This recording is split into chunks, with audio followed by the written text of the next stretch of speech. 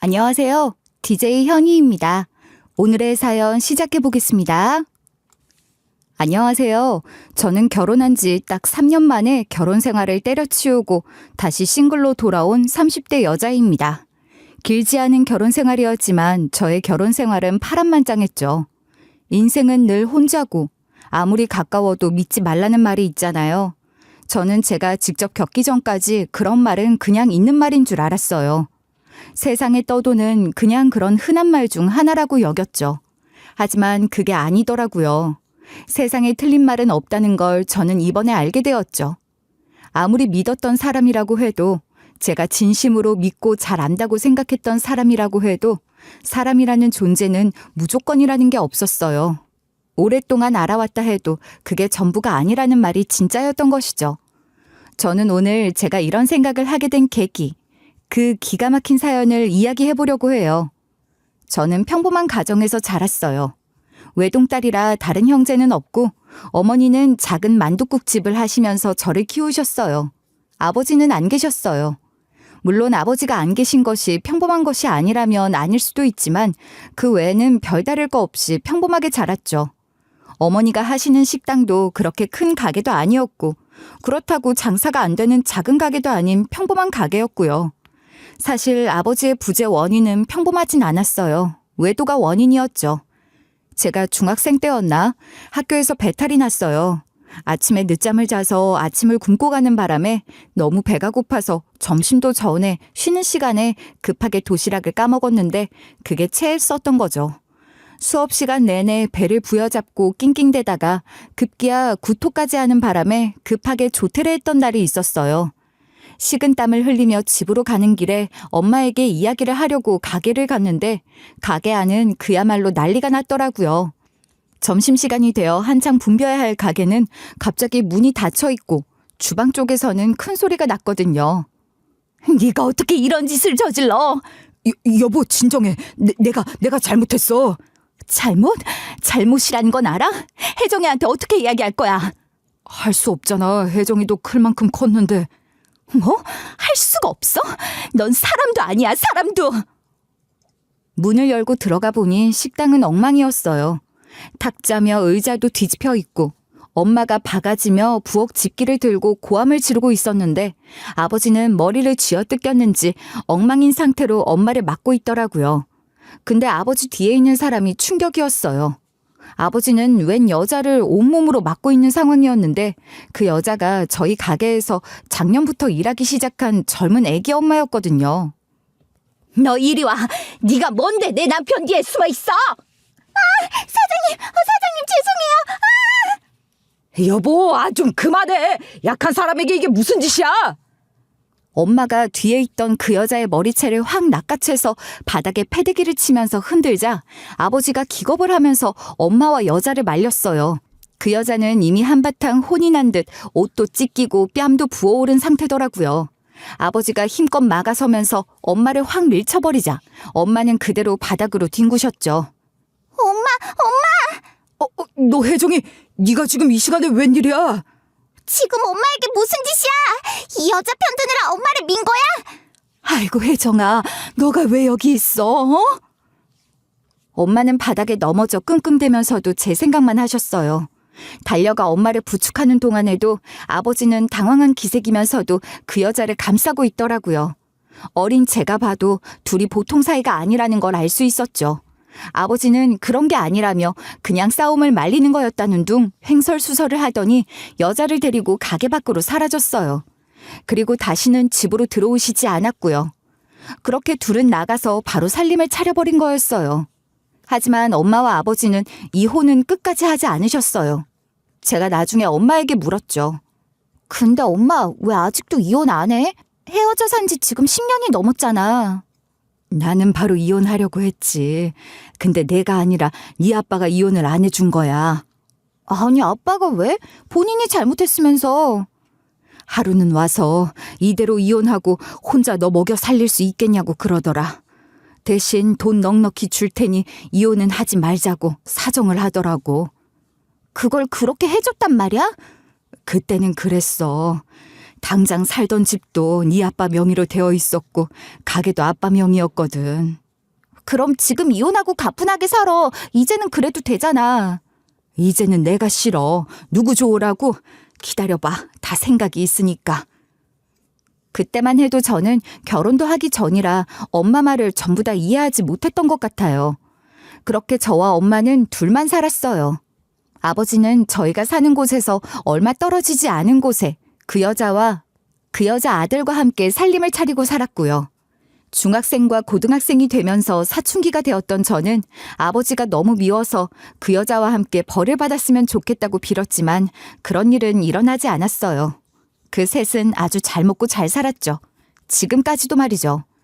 아버지는 능력이 좋으셔서 수입이 꽤 좋은 편이었는데 그 여자는 그걸 아주 알뜰하게 모아서 집도 넓히고 상가도 여러 채 사놓고 떵떵거린다고 했어요.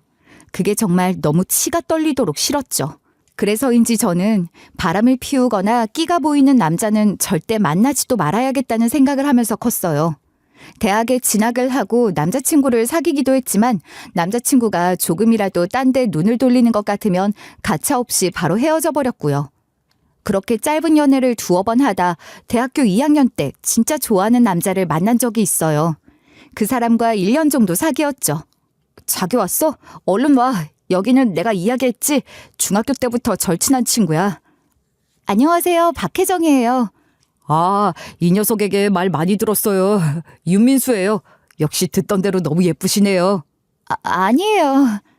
이 녀석이 어찌나 자랑을 했는지 몰라요. 어쩐지 요새 연락도 없더니 그럴만했네요.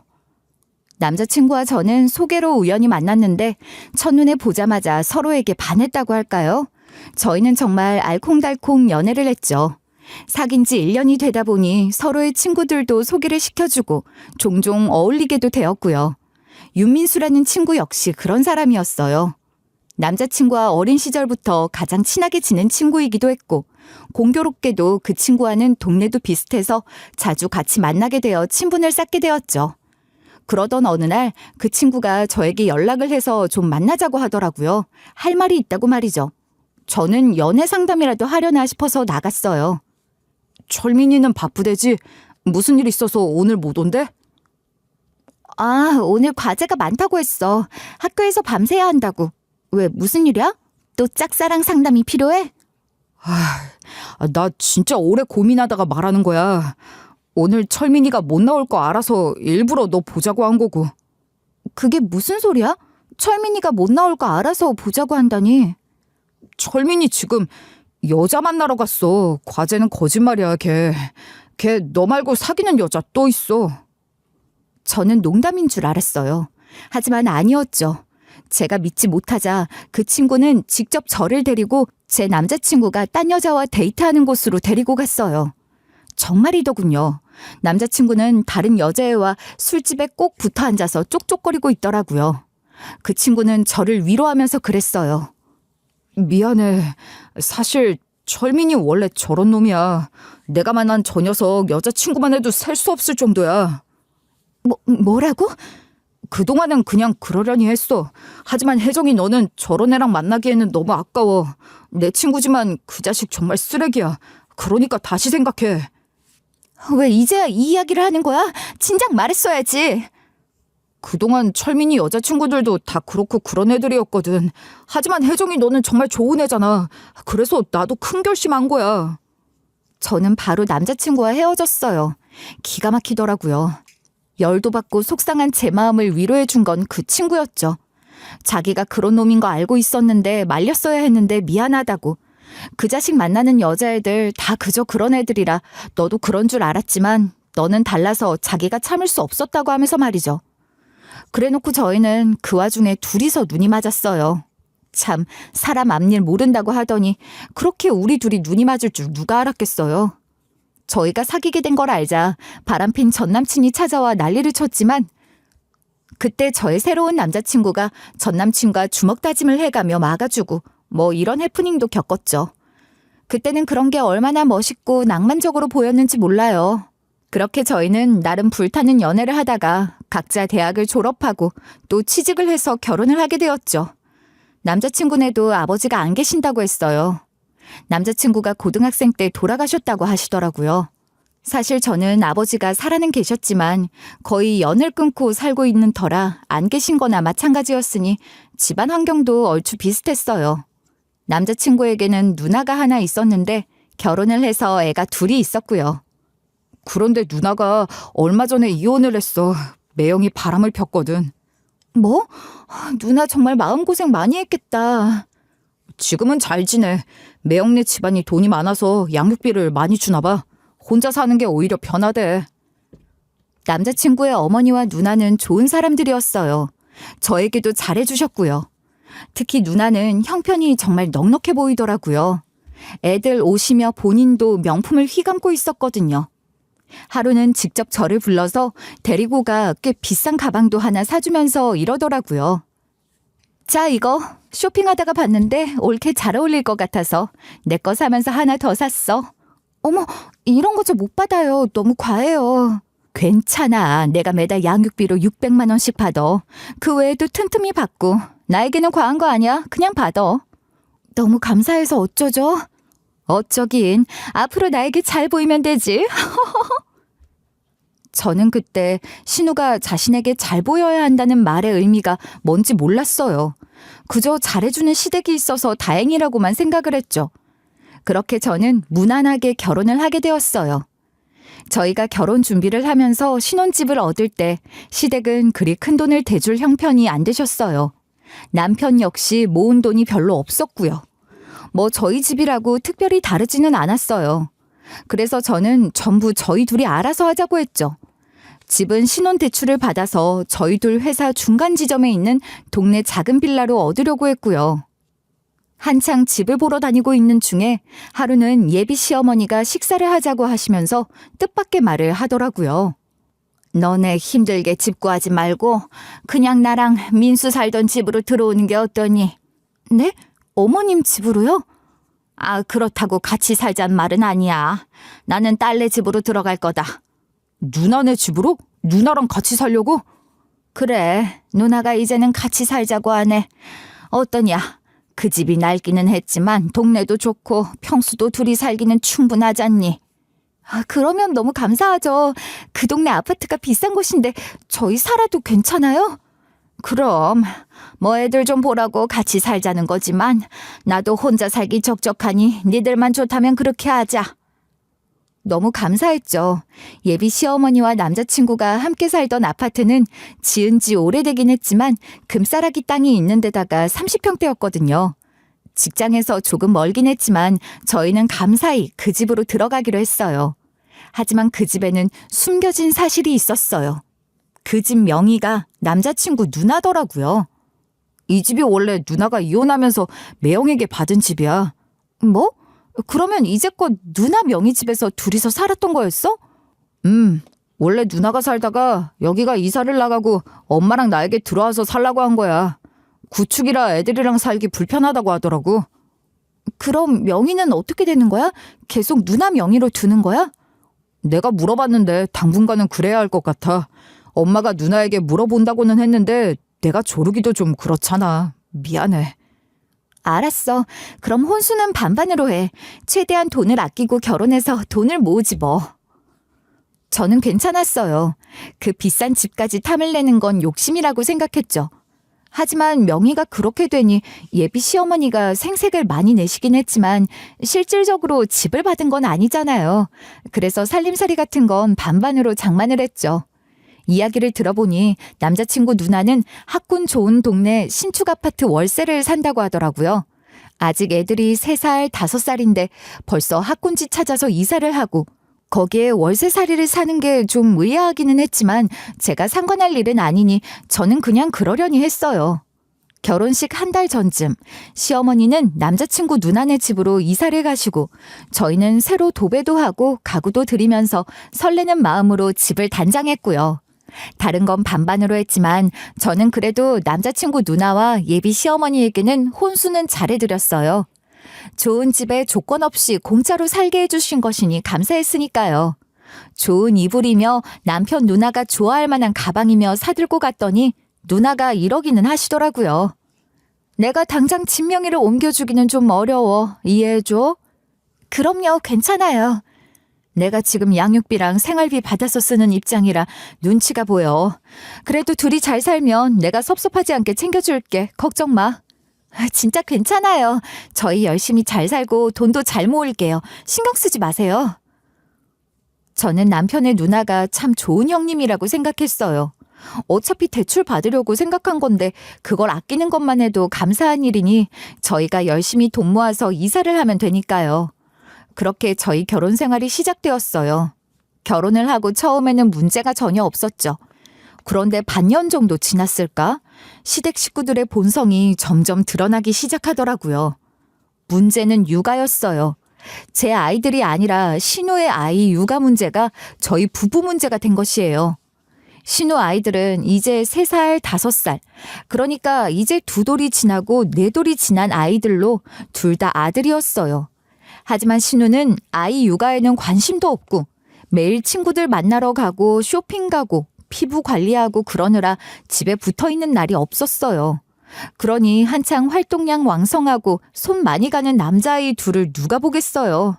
종일 시어머니 차지가 된 거죠.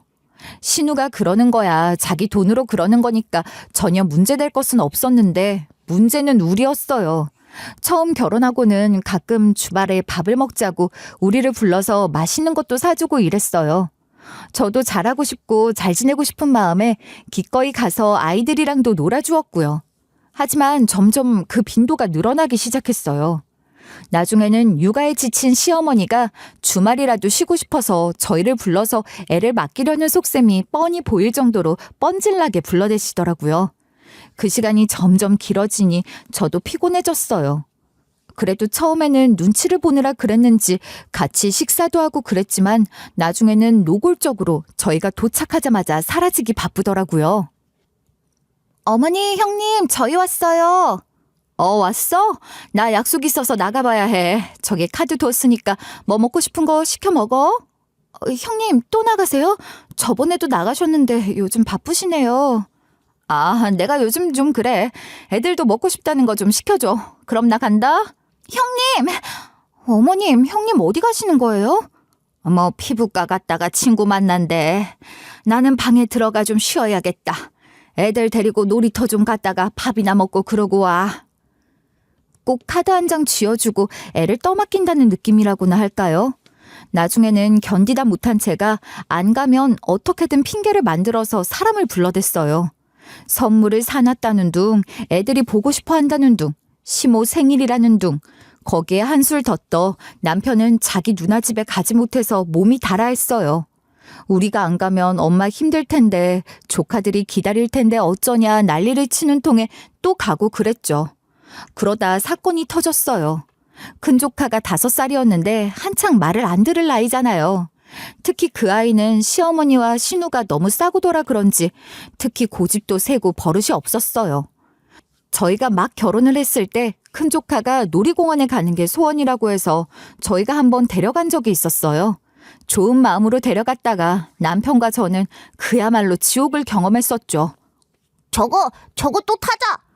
한유라, 저거 또 타려면 또 1시간 줄 서야 해. 우리 다른 거 타자. 싫어. 나 또 탈 거야. 삼촌이 가서 줄 서면 되잖아. 그래. 내가 가서 줄 설게. 울지 마. 그동안 외숙모는 가서 아이스크림 사와. 빨리. 그리고 저기 가서 줄 서. 어린 게 얼마나 어른을 함부로 대하고 조금이라도 마음대로 되지 않으면 뻗대면서 악을 쓰는지 길 한복판에 누워서 우는 것도 서슴지 않더라고요. 그런데 큰 조카가 틈이 날 때마다 놀이공원에 또 가자고 조르더라고요. 저는 질려서 나중에 가자고 미루었고요. 정말 다시는 가고 싶지 않았거든요.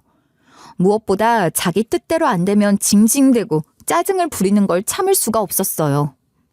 애는 조르고 저는 피하고 신우가 눈치를 줬는지 결국은 시어머니 역시 저를 들들 볶아댔어요. 왜 애랑 한 약속을 안 지키냐는 거였죠. 어머니에게 말씀드려. 나는 절대 못 가. 아니, 안 갈 거야. 그거 뭐 어렵다고 그래. 누나가 돈 준다잖아. 그냥 가면 되잖아. 그럼 당신이 혼자 데려가. 왜 나를 끌고 가? 한유리도 그렇고 민유리도 당신을 좋아하니까 그렇지. 애들이 외숙모를 얼마나 좋아하는데. 웃기지 마. 엄마가 얼마나 안 놀아주면 나를 좋아한다 그래? 정 그렇게 애가 걱정되면 왜 본인은 안 데려가는 건데? 말을 왜 그렇게 해? 누나가 남자애 둘을 어떻게 혼자 데려가? 나는? 아니, 부모가 안 챙기는 애를 내가 왜 챙기냐고. 내 새끼도 아닌데. 정 그러면 당신이 누나랑 데려가던가. 그걸로 저희는 대판 싸웠어요. 매일 이런 식이었죠. 저희 둘만으로는 그리 큰 문제도 없었고 남편은 순한 편이라 제 말도 잘 듣는 성격이었어요. 하지만 자기 누나나 시어머니 이야기만 나오면 바로 바보 등신이 되어서는 반푼이처럼 구는 모습에 속이 터져 나갈 것만 같았어요. 그 시간들이 쌓이면서 저도 점점 지쳐갔고요. 그리고 그날 오랜만에 신우 집에 갔는데 큰 조카가 아예 작정을 했는지 저희를 보자마자 놀이공원에 가자고 조르더라고요. 신우는 저희가 오자마자 나갈 준비를 하는 중이었고 시어머니 역시 저희가 현관에서 신발을 다 벗기도 전에 방으로 쏙 들어가 버린 터라 짜증이 치솟고 있었는데 큰 조카가 정신없이 졸라대니 저도 힘들더라고요. 놀이공원 가자. 그래, 지금 가자. 오늘 가면 되겠다. 안 돼, 한유라. 나중에 가자. 나중에 언제? 맨날 나중에 가자고 했잖아. 싫어. 빨리 일어나. 지금 가. 우리 한율이 그렇게 가고 싶어? 꼭 오늘 가야 해? 오늘 추워. 그리고 외숙모도 힘들고 오늘은 안 돼. 제가 단호하게 확 잘랐더니 조카가 얼굴이 벌개지더니 저를 노려보더라고요. 저는 모른 척 돌아섰어요. 훈육을 할 때는 해야 하는 거잖아요. 그때였어요. 딱 하는 소리가 나더니 갑자기 뒤통수가 얼얼하더라고요. 놀라 돌아보니 큰 조카였어요. 큰 조카가 장난감을 집어들어 바닥에 앉아있던 제 뒤통수를 대차게 내리친 것이죠. 어이가 없었어요. 조카는 묵직한 장난감을 든 채로 한 대 더 때릴 기세로 저를 향해 팔을 휘둘렸죠. 이 거짓말쟁이! 놀이동산을 왜 안 가? 넌 거짓말쟁이야! 이게 지금 무슨 짓이야? 저는 벼락같이 소리를 지르며 조카의 팔을 꽉 잡았어요. 그리고 그 아이 손에서 장난감을 빼앗아 던져버리고 손등을 찰싹하고 때렸죠. 진짜 사건은 그 이후부터였어요. 제가 세게 나가자 큰 조카가 놀랬는지 눈을 꿈뻑이며 쳐다보다 갑자기 바닥에 벌렁 드러누운 거였어요. 그리고는 세상이 떠나가라 악을 쓰며 울더라고요. 아파! 이게 무슨 일이야? 한유라 왜 그래? 아이고 우리 강아지 무슨 일이야? 왜 그래? 외출 준비를 하던 신우가 달려오고 시어머니도 달려와 호들갑을 떨고 큰애는 더 울고불고 난리를 치더라고요. 조용하던 집은 졸지에 난장판이 되었죠. 제가 자초지종을 이야기했지만 신우와 시어머니는 목에 핏대를 세웠어요. 아무리 그래도 옳게 어떻게 남의 자식에 손을 댈 수가 있어. 당장 사과해. 세상에 어떻게 이런 일이. 나도 아까워서 털끝 하나 손도 안 대봤는데 넌 어떻게 돼 내가 이렇게 무식하니? 지금 무슨 말씀이세요? 애가 저걸 휘둘렀다고요. 올케가 안 간다고 했다며. 한유리가 얼마나 기대했는데 애가 얼마나 마음의 상처를 받았으면 그랬겠어. 그래 대체 너는 친정에서 뭘 보고 배웠니? 니네 엄마가 너를 그렇게 키웠니? 아이고 우리 집에는 그렇게 함부로 안 키워. 친정 운운까지 하는데 더 이상 대꾸하기도 싫었어요. 보기 싫은 조카 녀석이 어른들 눈치를 힐끔힐끔 살피면서 그악스럽게 울어제끼는 소리도 듣기 싫었고요. 저는 자리에서 벌떡 일어났죠. 함부로 큰 저는 갈 테니 귀하게 크신 분들끼리 잘해보세요. 뭐? 너 지금 간다는 거야? 애를 이렇게 만들어 놓고? 애랑 지금 뭐 하자는 거야? 어딜 가? 당장 사과해. 우리 애 마음에 상처 입은 거 안 보이니? 당신 당장 따라 나와. 아니면 나 갈 테니까. 저는 그 길로 그 집을 박차고 나와버렸죠. 집으로 돌아와 남편과도 이 일 때문에 한참을 싸워야 했어요. 아니 대체 왜 남편 놈은 시댁 문제만 얽히면 바보 천치 등신이 되는 걸까요? 꼭 이렇게까지 일을 크게 벌려야 해? 엄마고 누나고 화 많이 났어. 나는 내 기분은 당신 처음부터 다 봤잖아. 당신 아내 기분은 신경 안 써? 애가 그런 거잖아. 그걸로 당신이 너무 예민한 거 아니야? 예민? 그러는 니들은 애들 말에 절절 매면서 나보고 예민하다고? 됐어. 나 다시는 당신 눈안에 안 가니까 그렇게 알아. 아예 연을 끊겠다는 거야? 당신 사람이 왜 그래? 남편 놈은 바보 등신이 아니라 그냥 이상한 놈이었어요. 아무리 상황을 설명하고 이야기하려고 해도 차라리 벽에다 대고 하소연을 하는 게 낫지. 왜 내가 화를 냈는지도 이해를 못했어요. 저를 애랑 싸우고 화를 내는 속 좁은 사람 취급하는데 말문이 턱 막히더라고요. 그렇게 저희 부부는 냉전을 벌였어요. 솔직히 돈 모아서 이사하려고 정작 저희는 아이 가질 계획도 미루고 있었는데 이렇게 끌려다니면서 남의 새끼 봐주다가 골병 날 일 있어요? 저는 무슨 일이 있어도 절대로 타협하지 않을 작정이었어요. 제가 세게 나오자 시모는 펄펄 뛰었어요. 전화로 아글아글 쓰더라고요. 너 당장 와서 한유리에게 사과하고 마음 풀어줘. 애가 어제 2시간이나 울었어. 어머니, 누가 누구에게 사과를 해요? 진심이세요? 네가 그 어린 것에게 상처를 줬잖아. 우리 한유리 충격받아 잘못되면 네가 책임질 거야? 진짜 어이가 없어서. 어머니, 애 그렇게 키우시는 거 아니에요. 애가 무슨 잘못을 했는지 가르쳐도 모자란 상황 아니에요? 너 그렇게 안 봤는데? 그렇게 피도 눈물도 없는 년이었냐? 어쩜 애에게 마음에 상처를 줘놓고서 그럴 수가 있어? 진짜 오만정이 다 떨어지더라고요. 사실 결혼 2년이 지나고 3년 차에 들어서면서 그 둘에게 실망이 많이 쌓인 상황이기도 했어요.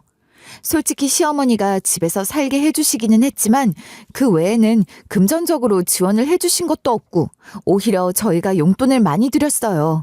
신우에게도 때맞춰 선물도 하고 그동안 제가 조카 둘을 주말 보모나 마찬가지일 정도로 놀아주고 돌보기도 했고요. 심지어 유치원 공개 수업까지 남편과 제가 갔으니 말 다 했죠. 저 역시 할 만큼 했어요. 하지만 그 둘의 기대와 바람은 끝이 없었어요. 늘 받기만 하고 또 바라기만 하는 관계는 결국 파탄이 날 수밖에 없는 거 아닌가요? 저는 이런 이상한 관계를 더 이상은 끌고 갈 수 없었어요. 아니, 그러기 싫었어요. 이 일로 며칠 동안 어마어마한 부부싸움을 하고 저는 짐을 싸서 친정으로 가버렸어요. 남편이고 시어머니고 신우고 모든 전화를 다 씹고 며칠 지냈더니 남편이 찾아왔더라고요. 그러고도 말도 안 되는 핑계만 늘어놓자 참다 못한 엄마까지 나서서 화를 냈어요. 아무리 조카가 이뻐도 그렇지 자기 가정이 먼저인 걸세. 대체 왜 그러는가?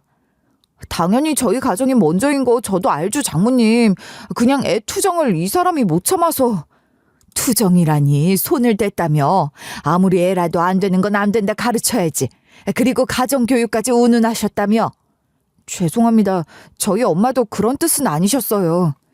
특히 자네가 무조건 이 아이 편을 들어줘야 할 거 아닌가. 내 딸은 자네 하나만 보고 시집을 갔는데 어쩜 그래.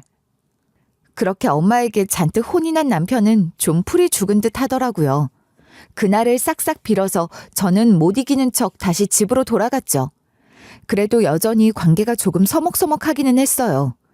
그게 싫었던지 어느 날 같이 나가서 저녁을 먹자더니 이러더라고요. 당신 좀 길게 휴가 낼 수 있지? 우리 여행 다녀오자. 여행? 어디로? 내가 휴가 일정 다 짜놓고 예매도 다 해놨어. 누나도 미안하다고 다녀오래. 우리 동남아 가서 쉬다가 오자. 남편은 그러면서 누나 이름으로 예약이 되어 있는 호텔이며 항공 티켓까지 전부 보여주더라고요. 솔직히 전혀 예상도 못한 일이라 저는 놀랬어요. 신혼여행을 다녀온 이후로는 제대로 휴가다운 휴가도 간 적이 없던지라 좋기도 했고요. 남편은 자기가 큰 잘못을 한 것 같다고 얼른 날짜를 맞춰보자고 했어요. 우선 누나가 자기 이름으로 예약했지만 확정해서 이름을 바꾸면 된다고 말이죠. 이렇게까지 하는데 저 역시 한 발 물러서야겠다 싶었어요. 그래서 시어머니와 신우에게 감사하다 인사를 하고 급히 휴가를 조정해 휴가계도 내고 일도 몰아서 마쳤죠. 갑자기 일주일 정도 쉬려니 한동안은 정신없이 바빴어요. 여행을 떠나기로 한 날 아침, 저는 미리 짐을 싸서 남편 차에 실었죠. 비행기는 오후 비행기였지만 아침에 회사에서 마무리를 해야 할 일이 남아 있었거든요. 그래서 출근을 했다 11시쯤 공항으로 출발하면 딱 맞을 것 같더라고요. 그렇게 출근을 했다 후다닥 일을 마무리하고 저는 들뜬 마음으로 마중으로 온 남편 차에 탔어요. 그렇게 출발을 하는데 좀 이상하더라고요. 남편이 가는 방향이 공항이 아니었던 거죠. 여기 공항 가는 방향 아니지 않아? 이 길로 가면 안 돼. 뭐야, 형님네 가는 길 아니야? 잠깐 갈 곳이 있어서. 또 형님네 들렀다 가려고? 시간 없는데 바로 공항 가야 하지 않아?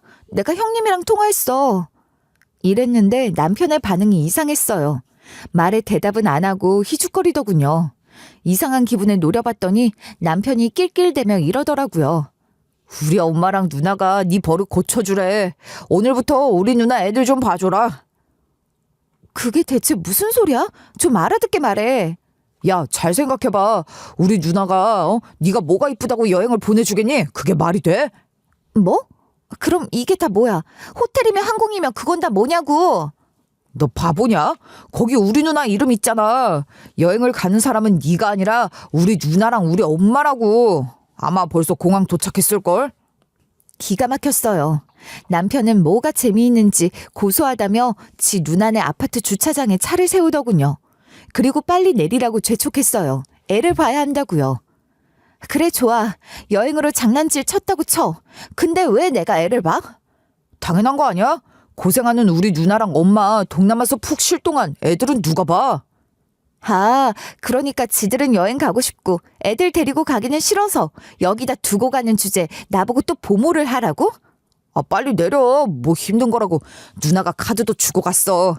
애들 아침부터 우리 기다려. 얼른 서둘러. 저는 포기한 표정으로 알았다고 차에서 내렸어요.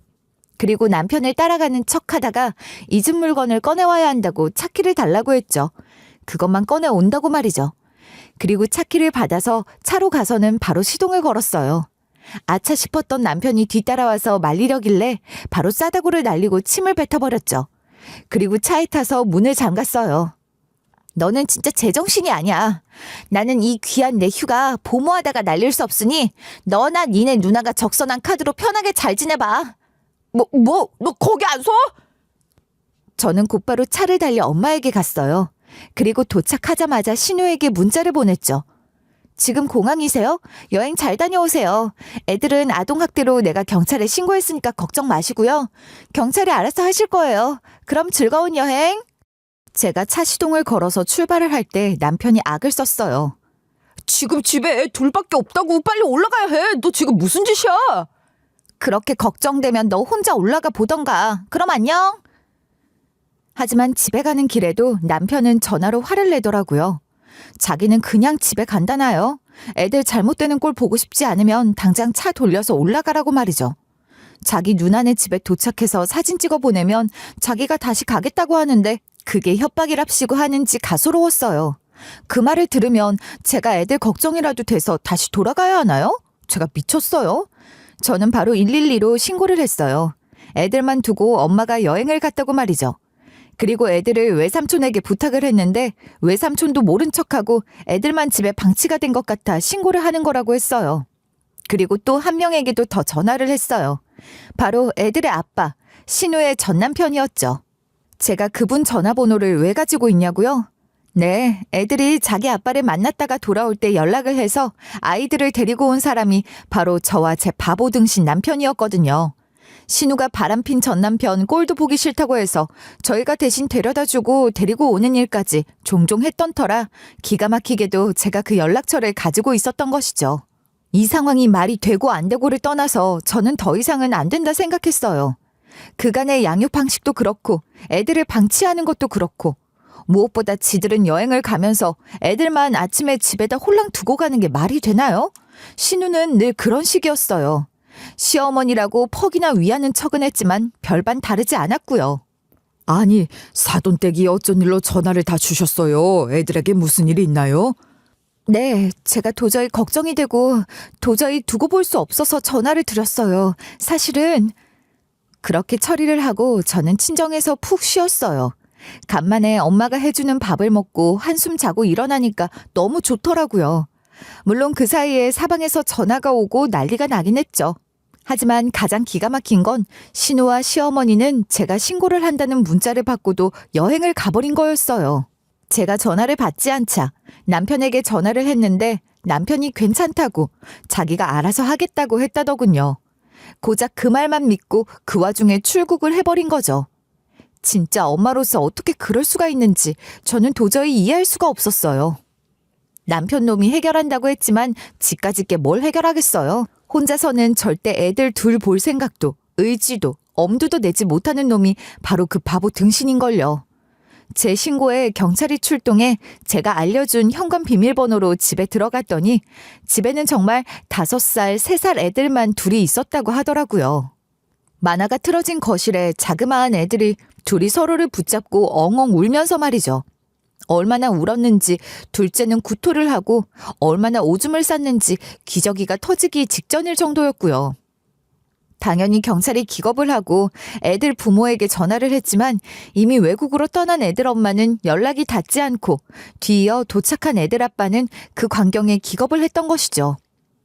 애들은 아침부터 쫄쫄 굶고 있었다고 했어요. 둘째는 탈수 증상까지 보여서 병원을 가야 했을 정도죠. 아이들 아빠의 분노가 얼마나 컸는지는 눈에 보지 않아도 훤했어요. 외도로 이혼을 했다 들었지만 잠깐 만나본 바로는 자기 자식이라는 정말 끔찍한 사람이 바로 그 친아빠였거든요. 외국에 도착하자마자 신우가 받은 전화는 쩌렁쩌렁 울리는 전 남편의 사자후였죠. 넌 대체 뭐하는 인간이야? 엄마라는 인간이 어떻게 애들을 두고 여행을 가? 네가 제정신이야? 아니 이게 대체 무슨... 아니야, 나 동생에게 다 부탁하고 왔어. 무슨 일이야? 닥쳐! 너 가만 안 둘 거야. 그동안 내가 줬던 양육비도 전부 토해내야 할 거야. 각오해!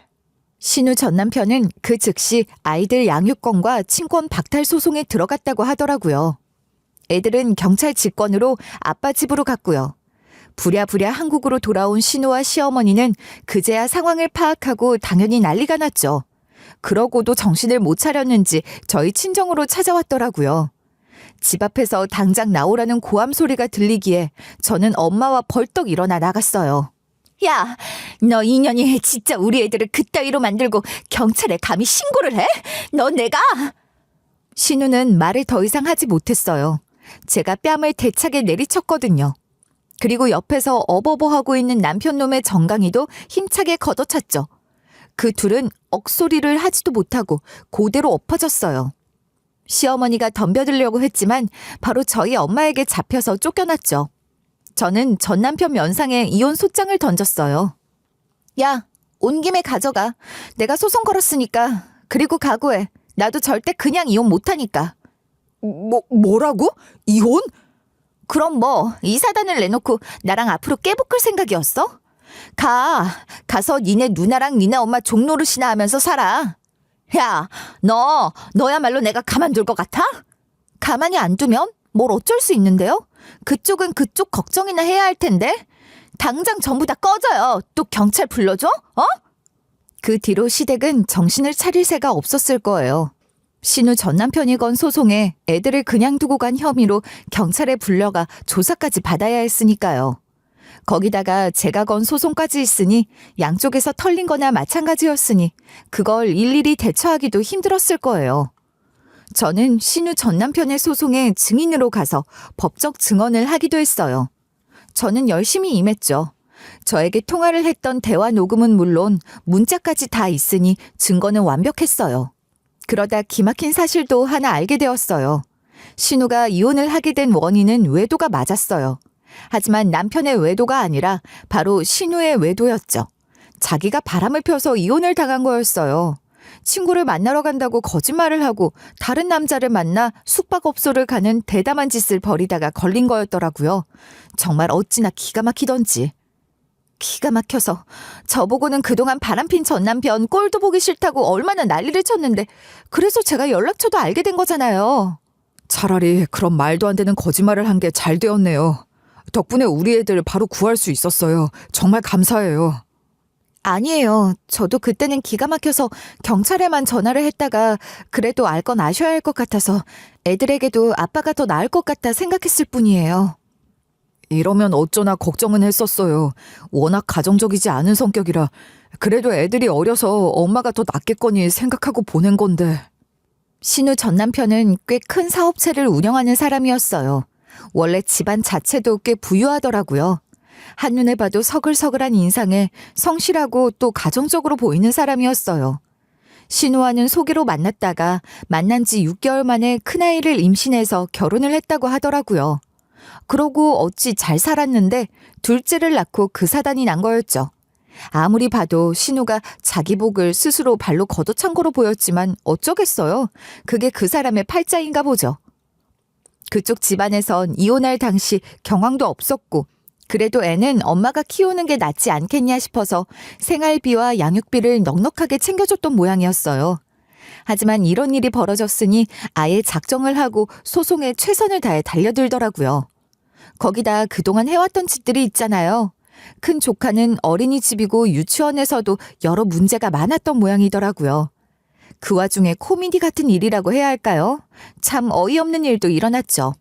신우 전 남편, 그러니까 애들 아빠 얼굴을 이전에는 잠깐 봐서 몰랐는데 재판 증언 때 자주 보다 보니 좀 이상하더라고요. 거기에 전에는 몰랐던 신우의 외도며 그간 봐왔던 신우의 모습이 겹쳐지니 기분도 쎄했고요. 그래서 제 담당 변호사님과 증언 이야기를 하다가 무심코 제가 이랬죠. 근데 애들 친자 검사는 다 해본 거 맞죠? 네? 그게 무슨 말씀이세요? 제가 눈썰미가 좀 있는데 그냥 기분이 그래서요.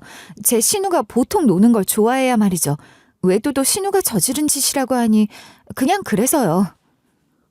저는 신우가 혼전 임신으로 결혼을 했다길래 당연히 그 정도 검사는 하지 않았을까 싶었어요. 왜 의뢰에 있는 집들은 많이 한다고 하잖아요. 저도 그냥 풍문으로 듣던 말을 물었던 것뿐인데 그 말이 그렇게 큰 파장을 일으킬 줄은 몰랐던 것이죠. 그제야 부랴부랴한 유전자 검사 결과는 충격적이었어요. 둘째 아이는 신우의 전 남편 아이가 맞았지만 첫째는 친자식도 아니었어요. 신우가 결혼을 하기 위해 다른 남자 아이를 임신해 놓고 거짓말로 결혼을 한 것이었던 거죠. 어쩐지 이상하다 했어요. 큰 조카는 자기 아빠의 외모도 그렇다고 진중하고 성실한 성격을 닮은 것도 아니었고 신우나 시댁 가족 그 누구도 닮은 구석이라고는 없었거든요. 그걸로도 시댁은 다시 한번 난리가 났다고 하더군요. 충격을 받은 시어머니는 쓰러지기까지 했다고 말이죠. 당연히 신우는 소송에 져 아이 양육권은 물론이고 친권에 이제껏 받았던 생활비와 양육비도 토해내야 하는 지경이 되었어요. 제 알바는 아니지만요. 제 이혼 소송도 순조롭게 진행이 되었어요. 신우의 전 남편이 유능한 이혼 전문 변호사를 붙여주었거든요. 자기 아이를 구해주고 자신에게 진실을 알 기회를 줘서 고맙다고 하면서 말이죠. 덕분에 저는 공짜로 굉장히 유능한 변호사 도움을 받을 수 있었고 이혼도 생각보다 빨리 마무리를 지을 수 있었어요. 물론 위자료도 넉넉하게 받았죠. 저는 그렇게 그 인간들을 깔끔하게 제 인생에서 정리할 수 있었어요. 그 이후로 저는 홀가분해졌어요. 물론 이혼녀라는 딱지가 붙긴 했지만 뭐 어때요? 혼자 열심히 일하고 또 열심히 살면 그만이죠. 이혼 소송을 하는 도중에 한 가지 변수가 생기기는 했어요. 아버지가 암 말기라며 연락이 온 거였죠. 너네 엄마에게 혹시 소식 들었니? 아버지가 많이 아프셔. 그래요? 아무 소리 못 들었어요. 그 이야기 하려고 저에게 연락한 거예요? 아무리 그래도 친아빠인데 어떻게 그렇게 말하니? 너네 아버지 오래 못 살아. 암 말기래. 그러니 엄마 좀 설득해줘. 설득이라뇨? 무슨 설득이요? 너네 엄마 아직도 이혼 안 했잖아. 이제 이혼 좀 해줘. 살 날 얼마 안 남은 사람 좀 자유롭게 해달라고. 아무리 부탁을 해도 안 들어. 저기요 아줌마, 첩이 어디서 감히 본처 딸에게 전화를 해서 이혼을 운운해. 정신이 돌았나? 개소리 마시고 열심히 병간호나 하세요. 네? 저는 전화를 끊어버렸어요. 기가 막히더라고요. 그동안 처자식은 쳐다보지도 않고 지들끼리 잘 먹고 잘 살아놓고서 죽을 날이 다가오니 이혼이 어쩌고 하는 꼴이 역겨웠으니까요. 이 이야기를 하니까 엄마가 콧방귀를 끼더라고요. 웃기고 자빠졌네 건방진년. 지금 이혼해서 누구 좋은 일 시키라고? 가만히 있으면 그 인간 재산이며 가지고 있는 집 전부 다 네가 물려받는데 내가 왜 해주니? 그동안 이걸 기다리고 있었던 거야? 당연하지. 그간 재산을 열심히 잘도 모아놨더라. 그리고 그 인간 지금 혼수 상태라 이혼 운운하는 것도 다 그년 수작이야. 신경도 쓰지 마. 얼마 지나지 않아 아버지는 돌아가셨어요. 아버지 장지가 차려지자마자 엄마는 저를 앞세워서 장례식장에 갔어요. 그리고는 곧바로 울고불고 하는 상간녀 머리채부터 잡았어요. 당장 꺼져. 이 상간녀가 어디 감히 내 남편 장례식장에 기어들어와? 무슨 소리야? 애 아빠 마지막을 지킨 사람은 나야. 무슨 애 아빠야? 쟤가 내 남편 아들이라도 되니? 네 아들이잖아. 당장 꺼져. 그 자리에서 저와 엄마뿐 아니라 친가 식구들도 다 와 있으니 그들을 환영할 사람은 아무도 없었던 것이죠. 그 둘은 찍소리도 못하고 쫓겨나갔어요. 엄마는 장례 기간 내내 상간녀를 얼씬도 못하게 했죠. 그리고 아버지의 재산은 아버지의 유일한 자식인 제가 고스란히 물려받게 되었어요. 아버지는 그나마 저희를 위한 의리라 생각했던 건지 모든 재산을 자신의 명의로 해놓았더군요. 저는 상간녀와 그 아들을 집에서 쫓아내버렸어요. 이럴 수는 없어. 이렇게 나가면 우린 어디서 살라고? 제가 그걸 어떻게 알아요, 아줌마. 그러게 진작 혼자서 좀 살아볼 생각을 하시지 그러셨어요. 남의 남자 뺏어서 살 생각만 하지 말고. 뭐라고? 너네 고소할 거야. 내가 가만히 있을 것 같아? 내 마음대로 하세요. 고소를 하시던지 어디 가서 또 돈 많은 할아버지를 찾아보시던지 하고 싶은 대로 마음대로 하세요.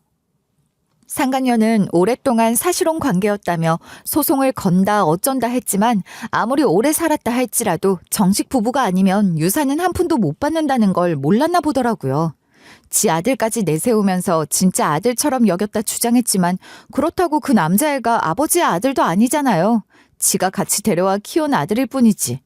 저는 끝까지 발악하는 모자를 보면서 그나마 조금 가지고 있던 동정심마저 깨끗이 거두었어요. 그간 제 아버지 돈으로 잘 먹고 잘 살았으면 그걸로 충분한 거 아닌가요? 나중에는 가게까지 찾아와 돈을 조금이라도 나눠달라고 애걸복걸하는 걸 저희 엄마가 머리채를 잡고 끌어내버렸죠. 그렇게 묵은 가족사가 정리되던 즈음 제 이혼도 잘 마무리가 되었어요. 많은 다른 사연처럼 제 전남편도 막상 이혼이 자기 일로 닥치니 잘못했다며 한 번만 기회를 달라 용서해달라 시덥잖은 소리를 하면서 친정엄마 가게로 찾아와 무릎을 꿇는다 어쩐다 하는 쇼를 벌이기도 했어요. 우는 얼굴로 회사까지 찾아오기도 했고요. 하지만 엄마가 가게 앞으로 찾아온 그 인간 얼굴에 걸레를 빨고 모아둔 구정모를 확 끼얹어 버렸죠. 당장 꺼져 이 미련퉁이 바보 천지야. 가족이 뭔지 진짜 지켜야 할 사람이 누군지도 모르는 인간은 다시 올 필요도 없어. 그 길로 쫓겨난 전 남편은 다시는 찾아오지 못했어요. 그 전에 저희가 가게를 정리해 이사를 가기도 했지만요. 저는 회사도 그만두었어요. 사실 오랜 소송이며 아버지 장례며 뒤이은 여러 일들로 심신이 지쳐있기도 한 것이 사실이었거든요. 그래서 좀 쉬고 싶기도 했죠. 그래서 낡고 오래된 엄마의 가게를 처분하고 좀 넓은 곳으로 상가를 구입해서 식당을 그리로 옮겼어요. 그리고 저도 엄마를 도와 가게를 같이 운영할 준비를 하고 있는 중이죠. 사실 그동안은 엄마가 하는 가게나 장사에 별로 신경을 쓰고 싶지 않았어요. 시간이 나는 때나 가게가 너무 바쁠 때 잠깐씩 일을 돕기도 했지만 엄마도 제가 식당 일을 하기를 원하지 않으셨고 저도 그 식당에 들어서면 엄마와 아빠가 싸우던 옛일이 생각나서 애써 외면하고는 했죠. 하지만 그동안 시간도 많이 흘렀고 제 생각도 많이 달라졌어요. 사실 저는 요리를 좋아하기도 하고 식당 일이나 장사를 하는 것에도 관심이 많았거든요. 아버지 돌아가시는 걸 보니 누가 뭐래도 자기가 하고 싶은 일을 하며 살아야겠다는 싶은 생각도 많이 들었어요. 그리고 그 누구에게도 원망받을 짓 하지 말고 그냥 혼자 당당하게 잘 살아가면 그뿐이라는 생각 역시 말이죠. 그래서 과거의 애환과 애증은 모두 옛날 가게에 다 묻고 새로운 터전을 잡아 열심히 살아가 볼 생각이고요. 나중에 변호사님을 통해 듣기로 전신우는 그간 애를 방치하고 제대로 양육하지 않은 것으로 형사 고발도 당했다고 하더라고요. 그래서 오랫동안 죄를 다투느라 법정을 들락거렸고요. 그 와중에 옥살이도 몇 개월 했다고 했어요. 결국에는 집행유예로 다시 풀려나오긴 했지만 심리적인 타격은 컸겠죠. 거기에 신우 전 남편의 위자료와 피해보상 청구 소송에 그간 받았던 양육비를 토해내는 것도 모자라 위자료까지 있어서 재산을 거의 압류당했다고 했어요. 뭐 당연히 원래 살던 월세집은 월세를 내지 못해 진작에 쫓겨나고 신우 명의로 된 아파트도 빼앗겼고요. 지금은 온 가족이 반지하 새방으로 이사를 해 사는데 살기가 고달플 거예요. 멀쩡한 아파트도 구축이랍시고 살기 힘들다 했던 전신우가 온 가족과 함께 살아야 하니 말이죠. 전 남편은 그 직후에 술을 먹고 한번 전화를 해서 하소연을 늘어놓기도 했어요. 전시모는 쓰러진 이후로 거동이 온전치 않은데 누나는 일할 생각도 안 하고 불쑥 집을 나가서 잘 들어오지도 않는데요. 매일 놀러 다니는 버릇은 여전한가 보더라고요. 그러니 전 남편 혼자 빽빽대는 버릇없는 조카에 몸 불편한 엄마까지 먹여 살리며 살려니 죽을 맛이겠죠. 사는 게 지옥이라고 징징대는데 그 지옥을 만든 게 누구인데 저보고 어쩌라는 건지 모르겠더라고요. 그냥 예정이 있어서 한마디 해줬죠. 지옥이 싫으면 튀어나오던가 못하겠으면 견뎌. 그 방법밖에 뭐가 있겠니? 앞으로는 마음 곱게 잘 쓰고, 다시는 이딴 전화하지 마. 재수없으니까. 저는 지금 새로운 인생을 준비하느라 정신이 없기는 하지만 예전보다 훨씬 재미있고 즐거워요. 하루하루 제가 하고 싶은 일, 제가 진심으로 열심히 잘할 수 있는 일을 하면서 사는 인생이 이렇게 즐거운지 처음 알아가는 중이죠. 생각해보면 조금만 견디고 조금만 참으면 얻을 수 있는 인생의 열매는 많은 것 같아요. 제가 노력하고 진심을 다하면 아무리 늦더라도 꼭 보상을 해주는 것이 세상의 이치니까요. 악영과 나쁜 일도 그런 거 아닐까요? 지금 당장은 아무렇지 않은 것 같아도 언젠가는 그 업이 돌아오는 것이 또 세상의 이치잖아요. 그래서 저는 앞으로 그저 바르고 또 열심히 살아보려고 해요. 지금 당장 뭔가 큰 거를 이루지 못하더라도 또 그것으로 제 인생은 충분히 알차고 보람되니까요. 저의 앞날에 많은 응원 부탁드려요. 여러분도 늘 건강하시고 행복하시고요. 감사합니다.